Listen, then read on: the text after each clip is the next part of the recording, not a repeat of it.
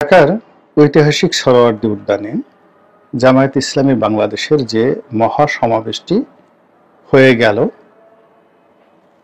এটি আগামী দিনের যে রাজনীতি, সেই রাজনীতিতে একটি মাইল ফলক হিসেবে কাজ করবে। আমার বাসা ধানমন্ডিতে, তো এরকম একটি সমাবেশ হবে এবং সেই সমাবেশে রাস্তাঘাট বন্ধ হয়ে যাবে। অতীতে আমরা যেগুলো দেখেছি যে ইসলামপন্থী যে দলগুলো, বিশেষ করে চরমোনাই বা অন্য যে চরমোনাই সাধারণত এখানে বড় সমাবেশ করতে পারে, এর বাইরে এই মাঠ ভরার মতো শক্তি আওয়ামী লীগের ছিল না। আওয়ামী লীগ বহুবার এখানে সমাবেশ করেছে, কিন্তু সারা দেশ থেকে লোক এনেও সোহরাওয়ার্দী উদ্যান আসলে ভরতে পারেনি। সোহরাওয়ার্দী উদ্যান মাত্র কয়েকবার, দুইবার সম্পূর্ণ ভরেছে। প্রথমবার ভরেছিল সেই আইয়ুব খান সাহেব যখন এসেছিলেন, তখন তাকে সংবর্ধনা দেওয়ার জন্য এই সোহরাওয়ার্দী উদ্যানে গণসংবর্ধনা আয়োজন করা হয়েছিল 50-এর দশকে, এবং তখন পুরো এই উদ্যান ভরে গিয়েছিল। আর দ্বিতীয়বার ভরেছিল, সেটা হলো বঙ্গবন্ধুর সেই 7ই মার্চের ভাষণের দিন। এরপর আর এটা ভরতে পারেনি একাংশ, মানে এখানে হয়।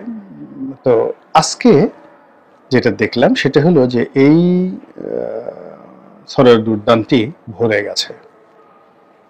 গেছে। শুধু ভরেনি, আমি যেটা নিজের চোখে দেখেছি সেই কথাই আপনাদেরকে বলতে এসেছি। সেটা সংক্ষেপে বলে অন্য প্রসঙ্গে যাব।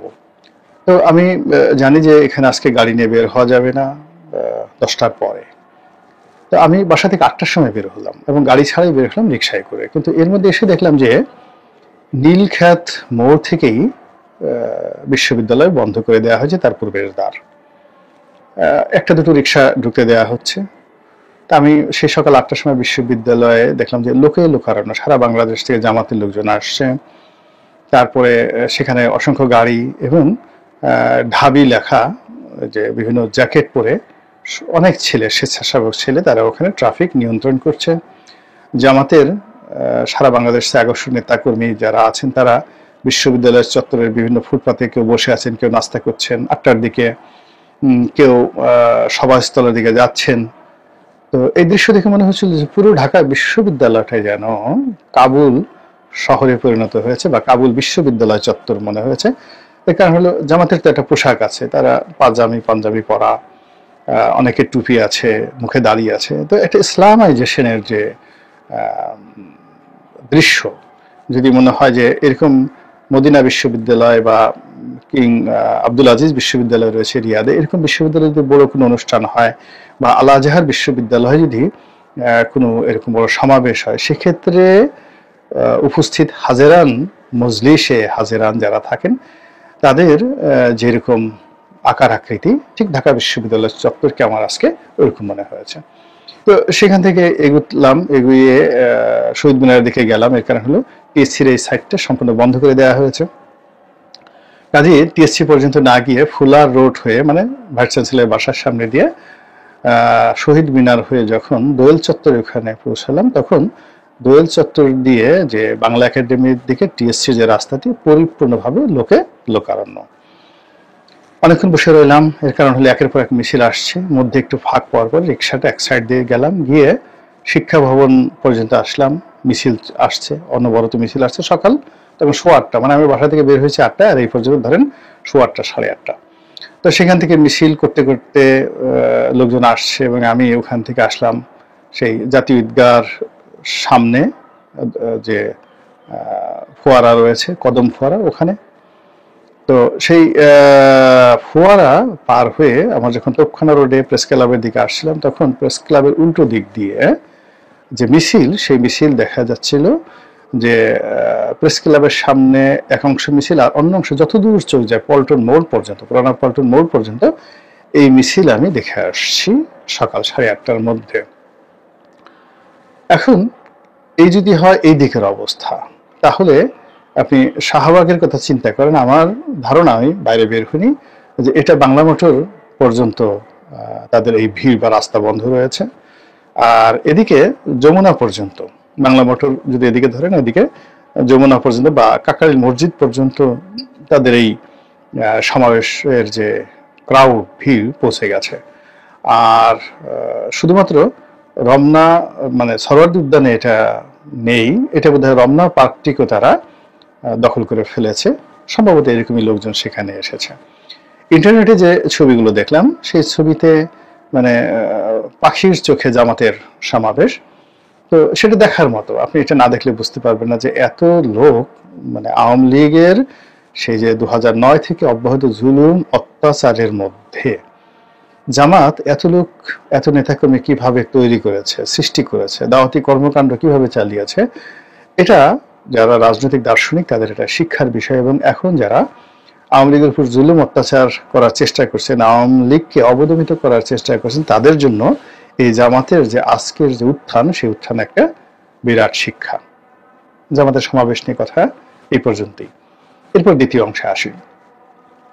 আজকের এই সমাবেশটি মূলত ডক্টর মোহাম্মদ ইউনূসের হাতকে শক্তিশালী করা, এনসিপিকে শক্তিশালী করা এবং জামাত যেভাবে চায় সেইভাবে নির্বাচন পিছিয়ে দেওয়া অথবা সেইভাবে নির্বাচন করার জন্য সরকারের যে ইচ্ছা রয়েছে সেই ইচ্ছাকে আরো বেগবান করার ক্ষেত্রে এইটা একটা চাপ তৈরি করবে। এই কারণ হলো এইভাবে এত বড় একটা সমাবেশ করা বিএনপির বা আওয়ামী লীগের পক্ষে আসলে সম্ভব নয়। এই কারণ হলো জামাতের নেতারা এখানে কোনো খাওয়ার আয়োজন করেনি। কর্মীদেরকে বলেছে তারা যার যার বিবি বাচ্চাদের হাতে তৈরি করা খাবার নিয়ে এখানে এসেছেন। এখানে বসে বসে পানি থেকে শুরু করে তারা নিজেদের মতো খাচ্ছেন, খাওয়া দাওয়া করছেন। আর অন্যদিকে ট্রাকের পর ট্রাক সেই বিরিয়ানি এনে গেঞ্জি দিয়ে সবকিছু দিয়েও কিন্তু আমাদের যে প্রথাগত রাজনৈতিক দলগুলো তারা এই সোহরাওয়ার্দী উদ্যানের 3 ভাগের 1 ভাগ অতীতে কখনো ভরতে পেরেছেন, আমি এটা দেখিনি গত 15-20 বছরে। তো সেই দিক থেকে জামাতের এই যে অনুষ্ঠানটিকে চ্যালেঞ্জ জানিয়ে বিএনপি রাগ হয়ে এরকম একটা বড় অনুষ্ঠান করবে, তা বা তার চেয়ে বড় করবে, পুরো ঢাকাকে অচল করে দিয়ে একেবারে গাবতলী থেকে সায়দাবাদ পর্যন্ত ঢাকাতে লোকে লোকারণ্য করে ফেলবে এবং সকাল 8টা থেকে সেই রাত্রি 8টা পর্যন্ত এই অঞ্চল পুরো অচল থাকবে। এটা এখন সম্ভব না। এটা মানে 1000 কোটি টাকাও যদি বিএনপি খরচ করে এটা সম্ভব হবে না।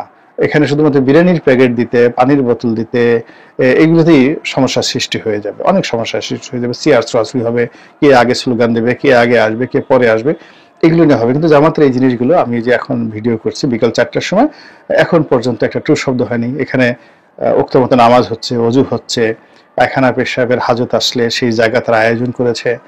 তো এইটা বিএনপিকে রীতিমতো একটা চাপের মধ্যে ফেলে দিয়েছে এবং তাদেরকে যাকে বলে ডিমনিটাইজ, ডিসেন্ট্রালাইজেশন, তারপরে মানে ডিমনিটাইজ মানে তারা যে সাদা সাদা বিভিন্ন জায়গাতে কালেকশন করতো, জামাতের এই শক্তিমত্তার পরে অনেকে এখন আর বিএনপি লোকদেরকে পাত্তা দেবে না, চাঁদাও দেবে না, ফলে এটা অনেকটা ডিমনিটাইজ হয়ে গেল।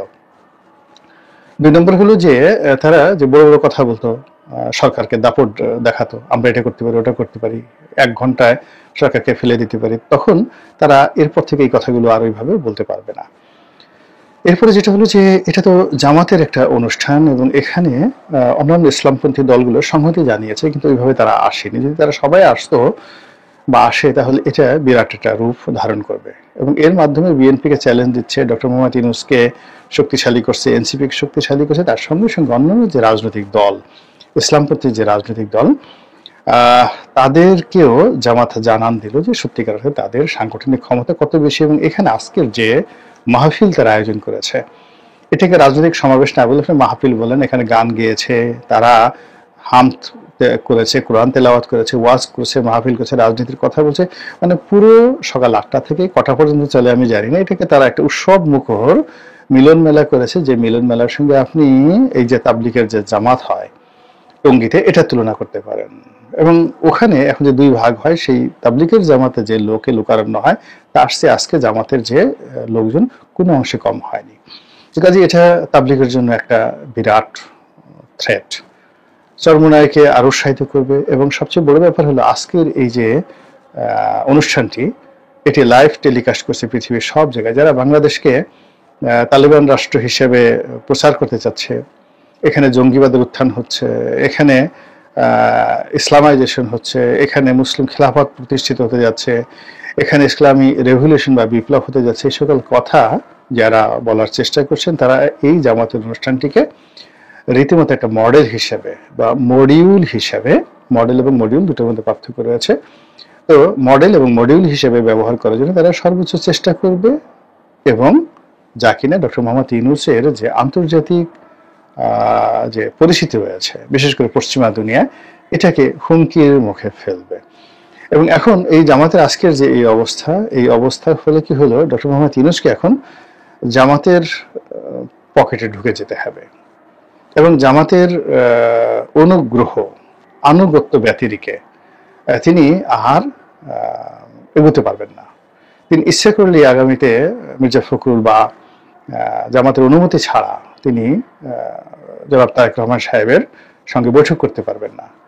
তিনি চাইলেও এখন জামাতের হুকুমের বাইরে গিয়ে বা ইচ্ছার বাইরে গিয়ে, ডিজায়ারের বাইরে গিয়ে তিনি একটি নির্বাচন অনুষ্ঠান কিংবা জামাত যেভাবে বলছে সংখ্যানুপাতিক হারে নির্বাচন, পিআর পদ্ধতি, এই পিআর পদ্ধতির বাইরে বিএনপি যেভাবে ট্রেডিশনাল নির্বাচন চাচ্ছে ওভাবে ডক্টর মোহাম্মদ তিনিও যেতে পারবে না, তাকে বিএনপির সঙ্গে কন্ট্রাডিকশনে যেতেই হবে। এরপরে জামাত আজকে এখন পর্যন্ত আমি জানি না তারা যে 7 দফা দাবি, সেই দাবিগুলো আসলে কি কি সেই 7 দফার মধ্যে রয়েছে। নিঃসন্দেহে আমি যেটা মনে করছি তারা পিআর পদ্ধতি চাইবে, আইন শৃঙ্খলা গোপালগঞ্জে যা কিছু হয়েছে এটাকে তারা উপলক্ষ করে বলবে যে এর মধ্যে নির্বাচন হবে না, আগে ল অ্যান্ড অর্ডার সিচুয়েশন যাকে বলা হয় ঠিক করেন। এবং তারা যেটা চাইবে অপারেশন ক্লিন হার্টের মতো সারা বাংলাদেশে একটা যাকে ম্যাসাকার, এখানে বিএনপির যত নেতাকর্মী রয়েছেন যাদের বিরুদ্ধে চাঁদার অভিযোগ রয়েছে, মাস্তানির অভিযোগ রয়েছে, বা এলাকাতে যারা রাজনৈতিক প্রভাব বিস্তার করে জামাতের জন্য হুমকি হয়ে আছে, এর কারণ হলো জামাত যে শক্তিটা এই ঐক্যবদ্ধভাবে এই মাঠে দেখালো। কিন্তু কালকে যদি গোপীবাগে জামাতের নেতাদেরকে আক্রমণ করে বিএনপির লোক, গোপীবাগ থেকে যদি সায়দাবাদ মোড়ে যায়, সায়দাবাদ মোড় থেকে যদি ধরেন গ্যান্ডারিয়া যায়, গ্যান্ডারিয়া থেকে ধূপখোলা যায়, ধূপখোলা থেকে বংশালে আসে, বংশাল থেকে যদি তারা আবার মিটফোর্টে যায়, মিটফোর্ট থেকে তারা যদি যে পুরনো জেলখানা যে আছে সেই এলাকাতে আসে, নাজিরা বাজার আসে, তারা যদি চকবাজারে যায়, এইগুলো পুরো ঢাকাতে আসে, তারা যদি মিরপুরে জামাতকে আক্রমণ করে, তারা যদি বাড্ডাতে জামাতকে আক্রমণ করে, এরপর নারায়ণগঞ্জ, নরসিংদী, ঢাকার আশেপাশে সব জায়গাতে জামাতকে যদি কুচু কুচু কুচু কুচু করে, টুকু টুকু টুকু টুকু করে, জামাতের আসলে এই যে এখানে শক্তিটা দেখিয়েছে, কিন্তু এই শক্তিটা তারা কিন্তু ওখানে দেখাতে পারবে না, বিএনপির একটা পশমও তারা ছিঁড়তে পারবে না। This is reality. এবং বিএনপির নেতাকর্মীরা এই কাজটা করবেই, কালকে থেকে পরশু থেকে এই কাজটা করবে, এটা আপনারা লিখে রাখেন। কারণ এই যে জামাতের আজকে যা কিছু আছে এটা বিএনপির শরীরে আগুন ধরে দিয়েছে। ফলে বিএনপি যেখানে যেখানে বিএনপির শক্তি রয়েছে সেই শক্তি তারা সর্বোচ্চভাবে জামাতের দম্ভ মানে যাকে বলা হয় দমন করার জন্য তারা ব্যবহার করবে। এবং আপনারা কয়েকটা ভিডিও দেখেছেন যে বিএনপির অনেক তৃণমূল পর্যায়ের নেতা তারা বৈঠক করে বলছে কারা কারা ঢাকা সমাবেশে গেছে বা যাবে ওটা লিখে রাখো, ছবি তুলে রাখো, ওদেরকে আর ছাড়া হবে না। ফলে এখান থেকে যারা যাবে মোরালে সবাই নিগৃহীত হবে, এরকম একটা সম্ভাবনা কিন্তু রয়েছে। ফলে কি হলো, জামাত তারপরে এনসিপি চরমোনাই তারা এই যে সমাবেশটা হলো তারা আবার আর একটা সমাবেশ করবে খুব দ্রুত, এবং সরকারকে বলবে যে ইমিডিয়েটলি অপারেশন ক্লিন হার্ট করে বিএনপির নেতা কর্মীদেরকে ধরো, এবং পুরো দেশ যাকে বলা হয় বিএনপির জন্য ডিমনিটাইজড, ডিসেন্ট্রালাইজড এবং ফিউজড, মানে পাওয়ার নাই, ক্ষমতা নাই, বিদ্যুৎ নেই, এভাবে ফিউজ করে দাও। এবং সেটা করার জন্য সরকার যেভাবে ধরেন যে আওয়ামী লীগকে নিষিদ্ধ করা হয়েছিল ওভাবে তাদের একটা দাবি থাকবে। এবং ইতিপূর্বে যেভাবে করা মানে রাজনৈতিক বিএনপিকে নিষিদ্ধ করার জন্য মিছিল কিন্তু হয়েছিল ওই যে মিটফোর্ট হত্যাকাণ্ডের পর, তো সেই দাবিটি আসতে থাকবে। আর তখন কি হবে, ওই যে অতীতের -2, তো -2 আবার নতুন করে দাঙ্গা মানে শুরু হবে। এবং এভাবে যদি 3 বছর 4 বছর